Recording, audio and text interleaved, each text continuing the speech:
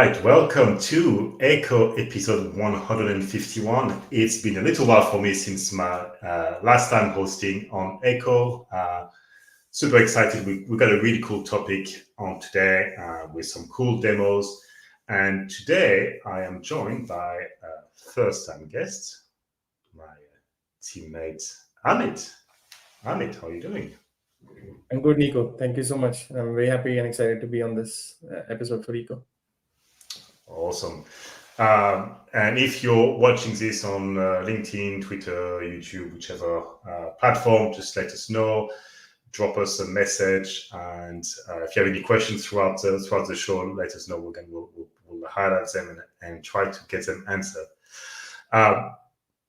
Before we start today, what I'm first going to do before we start talking about the eBPF news and the actual live demo is I'm going to start deploying an EKS cluster, and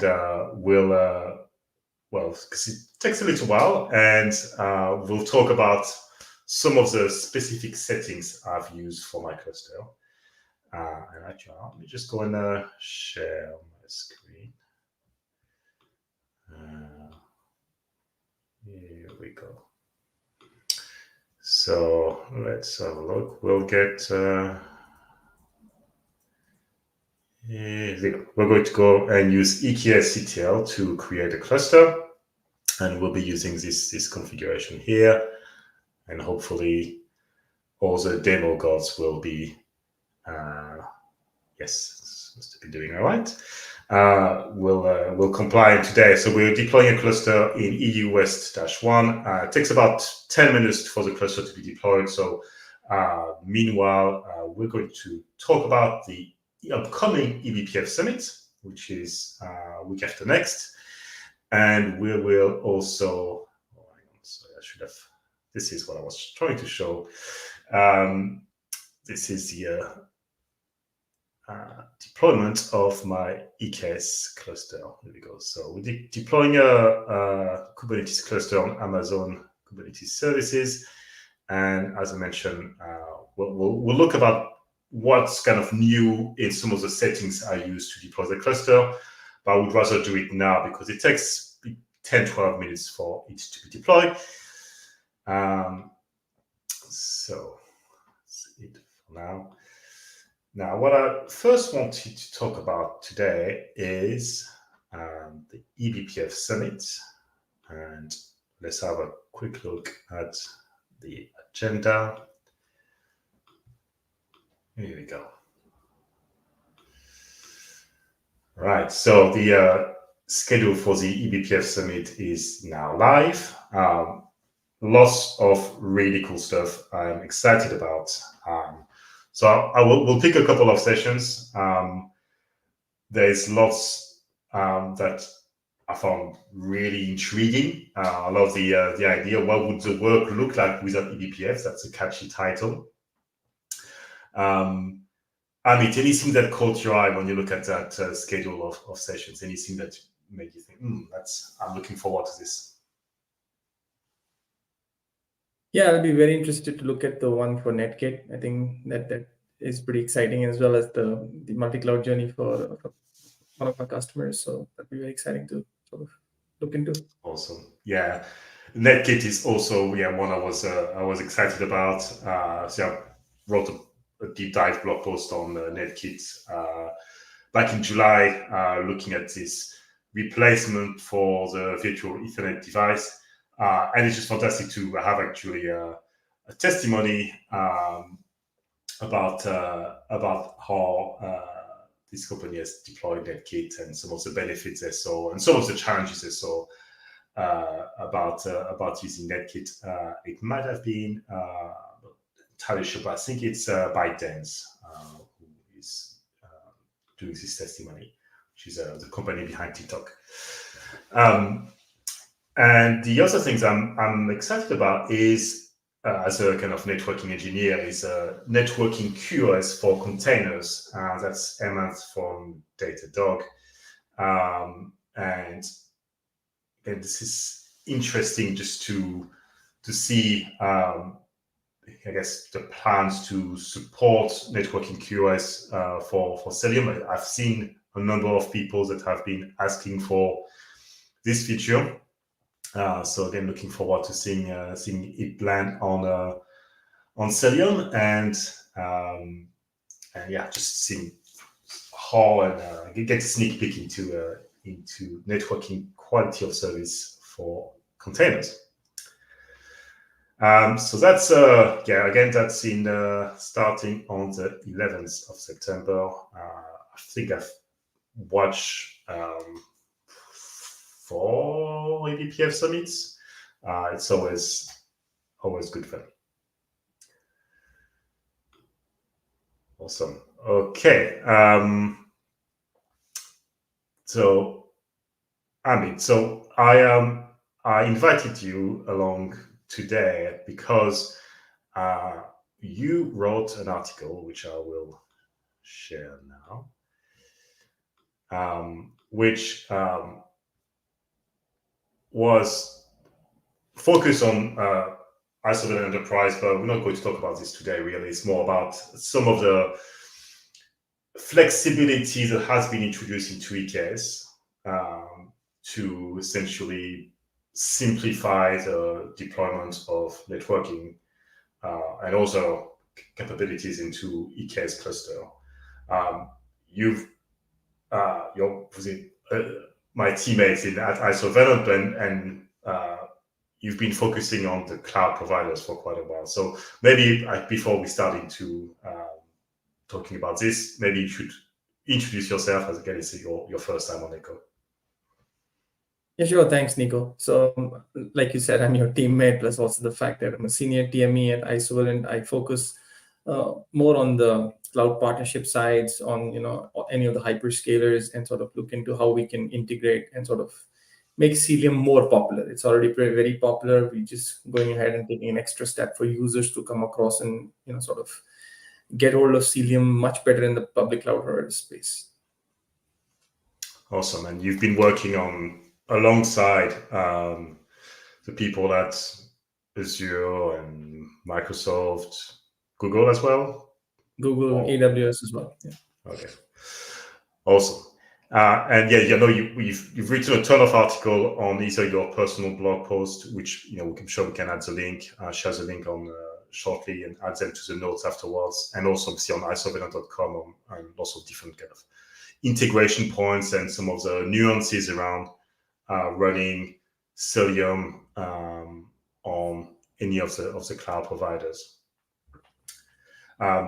So if we look at the Cilium, like the way we've deployed Cilium on EKS in the past, few years at least, has, I guess, never been like super optimal, right? We needed to. So I guess, can you talk about like this tainting, this concept of tainting, and what some of the challenges we've seen around this? Yeah, sure. So just before the part I go into the taints, right? So traditionally, when you're bringing up any of the EKS clusters, so EKS by default comes with specific add-ons that get added when you're deploying an EKS cluster.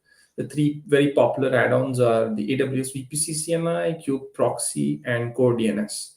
But what has happened over a period of time, people want to bring up clusters which are minus that particular model of those add-ons being added. Apparently, people want a concept of bring your own CNI, wherein a user wants to bring his or her own CNI and then correspondingly add their respective add-ons. That's where the AWS team took a stand of sort of creating a scenario where people can now create EKS clusters without these add-ons being added by default. So now, like you're going to do a demo, it will be an EKS cluster that will not be running the 2 add-ons, which is Kube Proxy and AWS VPC CNI, but you're going to create a cluster with Core DNS. If you don't want Core DNS, that's also fine. You can use an external DNS or something like in the cloud provider space, use like a Route 53. Now, coming to the part of how traditionally we've been doing in Cilium, you basically add taints. What is the taint actually suggesting? It's saying that none of the application pods should be scheduled unless Cilium comes up and is able to manage them. Now that now you don't have to add those taints anymore, because you're bringing up a cluster, you're installing Cilium, and then you're adding a node group. So that logic of adding taints and everything just is sidelined, and you don't have to sort of deal into that kind of an issue. Yeah. So these add-ons, can there be some of the add-ons can be then added later on, like if you decide I want to add core DNS Absolutely. afterwards? Yeah. Absolutely, you can either add them later via CLI, via using the AWS console, whatever is convenient to the user. Yeah. Okay. And actually, you've let me just highlight. This is a page from Amazon, and they called it cluster creation flexibility for networking add-ons, which I remember testing bring your own CNI with Azure EKS, which was a year and a half ago, I think. How is that exactly the same, or how would you compare both EKS, this networking add-on flexibility, with bring your own CNI with EKS? I think from a if you look at a comparison perspective, it's almost the same. It's almost the same with some specific sort of things or sort of management that is done by EKS in a different manner. You have the connectivity agent pods and the metric pods, or the daemon sets that are running there. Vis-a-vis with EKS, when you just bring up the cluster, if you're not sort of doing anything, you're not adding any of these add-ons. Let's say in your case, you're just using the core DNS. It's just the core DNS pod. So it's like a vanilla cluster with nothing, and you can deploy Cilium on top of it. That's the only change. Otherwise, it's just the same functionality of bringing your own CNI and sort of going across and making the respective changes. Awesome. Okay, that makes sense. So let me add. So I've started deploying a cluster just about 10 minutes ago. So let's show this. This is going to be my. So I've been deploying an EKS cluster, again using EKS CTL. Do you have like a preference yourself? When you deploy EKS cluster, are you more of a Terraform or EKS CTL, or I don't know, like a UI, or what's your go-to tool? Yeah, my go-to tool is either EKS Scuttle or Terraform. I think more and more it's EKS Scuttle, because the changes that keep coming, like the moment this particular announcement was made as well, I went ahead and tried it. But then you've got to be really into reading into what are the prerequisites. So just for this particular scenario as well, like that you're trying to do, users need to be aware that they are on a specific version, which is .186.0 and higher. That's where you can go across and do that sort of cluster creation. Right. So yeah, you need the version to be recent enough. Cool. So when I deploy that cluster, what I use is these values, right? So hopefully you can see my screen well enough. We've got EKS CTL configuration. It's deployed in EU West 1, which is Ireland data center. And this is a new bit, right? This is add-on config was a disable default add-ons. So I guess by doing this, I turn off the VPC CNI, core DNS, and kubeproxy, and then I re-add core DNS. Is that right? That is correct. Cool. So cluster has been deployed, and then obviously right now I don't have any CNI, and the cluster is broken. Well, there's no node because I've not deployed a node group. That's also, and obviously I've got nothing else. Well, I've got 2 core DNS pods pending, and pending because there is no nodes, and also because there's no CNI. Awesome. So yeah, again, this is about like this. This is a slightly broken cluster, which is on purpose, and we're going to fix it. So the next step is again, it's in. I will add the link in the show notes, and we have a comment as well from Unique Study asking to put the link to the show notes in the chat. I will add this at some stage. Well, I'll make sure that it's added. It's on the notes are on HackMD. So I've not prepared them yet. I will add them, update them later on.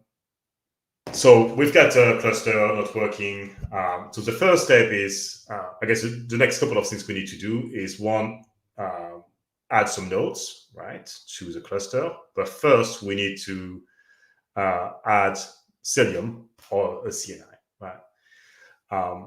And because we have removed kubeproxy and AWS VPC CNI, we need to deploy Cilium in the with the eBPF based kubeproxy replacement. So I think that's the two things. So here is the, I guess, the Cilium configuration that we're going to be using. So I guess before we install Cilium, which will just take a minute or so, a couple of things that we may want to look at is one, I need to update this value, right? So this is the why. I guess why do I need to update this? And when we deploy the node group, we'll talk a bit more about the ENI mode and what this means. But what I guess, well, can you explain what some of the settings in there?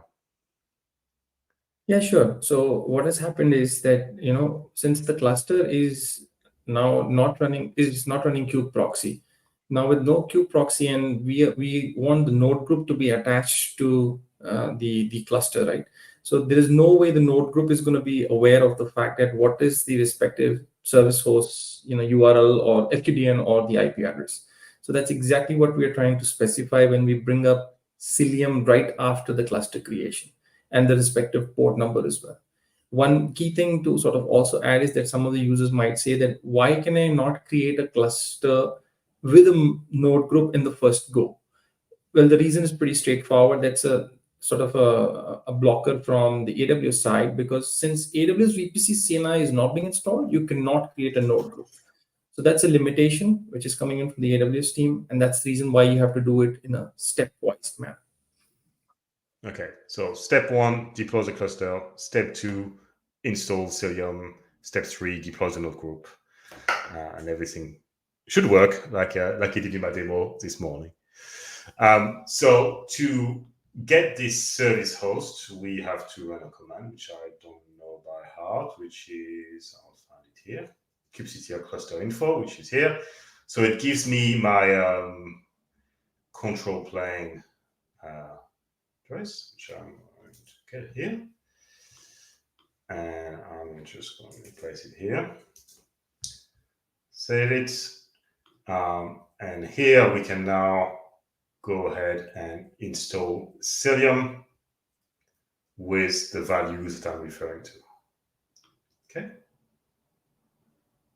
and here again we're using the Cilium CLI, and it's able to detect that we're running in EKS, and it's worked out as well the cluster name. So now Cilium, when we deploy at this stage, again, Cilium is actually not working, right? Because we still don't have any nodes.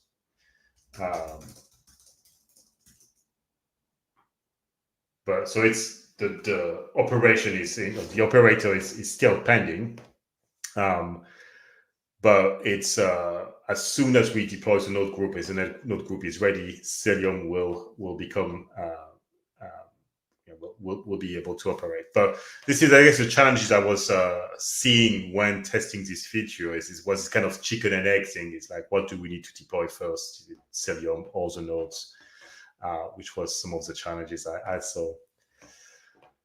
Cool. So we've got our cluster. Again, there's a core DNS which is pending to be deployed. There's Cilium which is waiting. Now we need to deploy the actual node groups. It's always like something that I found a bit, I guess, different with EKS. Is kind of distinguishing between the control plane and the data plane, and having this kind of node group, which is separate. So we are going to then deploy the node group, and we're going to attach it to the cluster that is here. And we're going to be using a T2 medium. And we've got private networking as well, right? That's correct. Yeah. So yeah, let's go ahead and deploy our cluster, our node group. That takes between 7 and 8 minutes to deploy. There we go. Now, one thing I wanted to talk about is something called the ENI mode, right? Which is how can you explain to us this ENI model within EKS? Yeah, sure. So ENI is nothing but the elastic network interface. So what we are actually trying to do is that with the ENI mode, the sort of the IPs that you're sort of getting are routable IPs within the AWS infrastructure. So the respective pods get those particular IP addresses, and then you can use the cloud provider's incumbent routing to sort of leverage that and sort of use that on your infrastructure, on your pod infrastructure. So the pods get an IP address directly from within the VPC.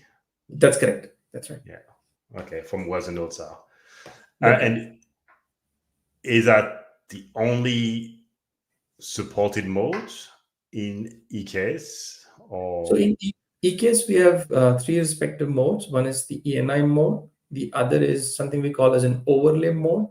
And lastly, something we call as chaining mode. So basically, if a user wants to make sure that they want to use the sort of the functionality from a layer 2, layer 3 perspective from AWS, they use that aspect, plus also things like, let's say somebody wants to use security groups for pods and whatnot, they can use AWS VPC CNI. But since you are using a concept of chaining, basically you're clubbing together 2 CNIs, you get the other powerful segments from our side. Let's say you want to use advanced capabilities around, the Cilium network policies. You want to do something like a layer 4, layer 7 HTTP based policies. You want to do BGP or anything. All of that is possible. So that's another mode that is available. Okay, and you mentioned overlay mode as well, because one thing that we've got in this configuration is routing mode native, which is kind of the opposite of the overlaying a tunnel. And I guess one of the advantage of using ENI mode is there's no need for NATing, right? That is correct. Correct. Yeah. Cool. So this is, and would you say that ENI is a preferred, recommended,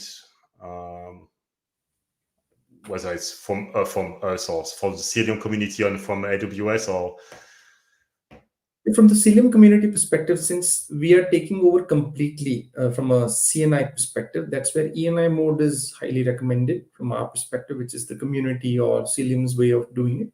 But there are users who have different use cases, and that's why the other 2 modes are also there. People who don't want the sort of the masquerading to happen and those other scenarios, then people want to leverage both the CNI. So you have overlay plus as well as chaining. But the recommended way is to go with ENI. ENI. Okay. Awesome. Cool. Questions. Does installing Cilium using Cilium over the Helm charts has any advantages? Good question. I think that's, I guess historically, the Cilium CLI previously, up until a year and a bit ago was also like wasn't using Helm under the hood. It was just calling the API directly, and Cilium CLI was updated to be using Helm, so we have some kind of consistency. So Cilium CLI is actually leveraging Helm under the hood.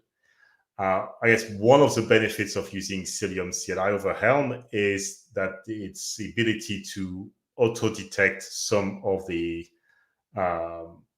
characteristics of the cluster where you're deploying Cilium, which obviously Helm hasn't got the kind of awareness of, and it's almost like a way for the Cilium CLI to recommend particular settings like overlay mode or routing mode. And sometimes can detect the kind of different things about the name of the cluster, that kind of stuff.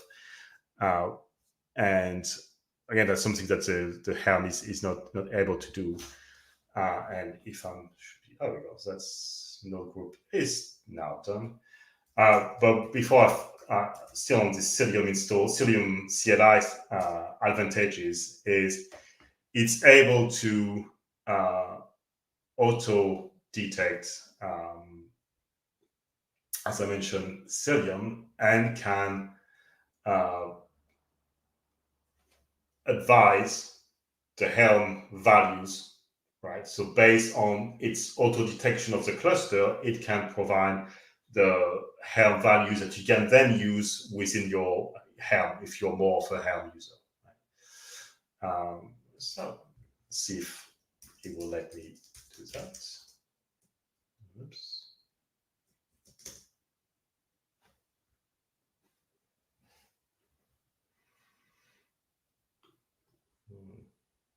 Takes a little while. Here we go. So again, it's the Cilium. What Cilium CLI was able to do was auto detect some characteristics about the environment, and then it's able to provide some Helm values that you can then use in your Helm chart. And that's really I would say, the principal advantage of using Cilium CLI over Helm. So hopefully that answered that question. Cool. So we've deployed the node group, which is here. Now let's just double check that everything is healthy. So first, Cilium. Right. So Cilium is now healthy. My operator was scheduled onto one of the nodes, and the Cilium is also healthy, and I've got 2 agents on 2 of my nodes. Let's have a quick look as well. Again, my nodes are ready. If I look at all my pods, my core DNS, which were pending for a little while, were also are now deployed, and we also have the Cilium operator. So the Cilium node init here, do you have like you don't tend to see them in like a traditional, say, deployment? Is that more of something you need in AWS, in EKS? No, Nico. Actually, of our prior releases, I think 1.14 and onwards, we don't need the node in it anymore. So it's actually not. Yeah. Okay. So yeah, we added it to the configuration, but that's not needed. Correct. Awesome. Cool. So what else do you? So typically, when you just to double check that obviously your cluster is healthy, you like running some connectivity checks. So should we go and let's go and do that now as well? Which is another like use case. Cilium CNI is not just to be used for install; it can also be used for to validate the health of the cluster, or like by using Cilium status. But we can also do Cilium connectivity, and then we'll just do test. Now, without specifying anything, it's going to go and start running a battery of tests across the cluster. And some tests are about pure connectivity, right, between different pods. Some tests will focus on network policies. Do you have this on your blog post, Amit, before I... That's correct. I do have that on my blog post as well. Let's have a quick look as well.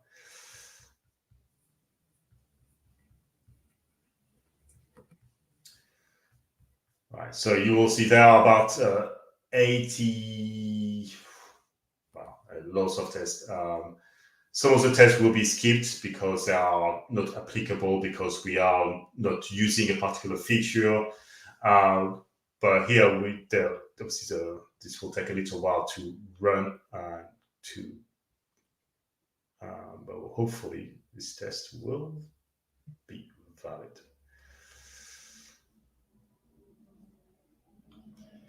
Is there anything else that you feel like we need to do before running this test? Are there some like a security group we need to open? I think the standard ports that we use should be open, which we always recommend from a Cilium perspective for firewalls and everything. No. Yeah, we'll leave this running for a while. Let's remove this. And there was another question. Any reason for disabling Hubble relay during Cilium installation? No, this was just to keep it simple for now. Hubble is fully compatible, supported with all these tools, and a big reason why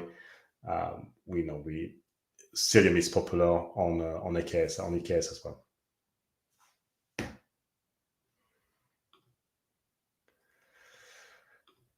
Cool. Amit, anything else? I know while we're just running this test, was there anything else you wanted to highlight on this feature? Anything else that you see on the horizon for Cilium in the cloud? Anything that interests you on the roadmap? Yeah, we have pretty interesting things coming out on this side. So not just the fact that this particular feature or this particular capability is pretty new, but we've in the community side as well. There's going to be a lot of work around it because it's just been announced that there's going to be we've already sort of carved out a matrix of what needs to be tested, what use cases are going to come up with this particular flavor. Some people are going to use kube proxy, some will not, some will use the core DNS, some might use the VPC CNI. So there's a CFP, people want to participate in that CFP. I can send that to you. You can add that in the notes and send it to people. So that'd be very much welcome in the community as well. Cool. Awesome. I think that's about it really for today. It was just a short intro into a feature. I know that a number of users have been asking about it again I remember testing EKS Bring Your Own CNI, and I've been looking forward to seeing it coming to other clouds. And it's dead easy. As mentioned, you just add to your configuration. You can just disable the default add-ons and then pick the one that you may want to start with, like core DNS, add Cilium, add your node groups, and then you're good to go. Any final thoughts? I'm good. Thank you, Nico. Okay. Well, thanks everyone for joining. Just a short episode this time around. We've got a big lineup coming up with the eBPF Summit. Thanks very much for everyone for joining us, and we'll see you in the next one. Thank you. Bye-bye.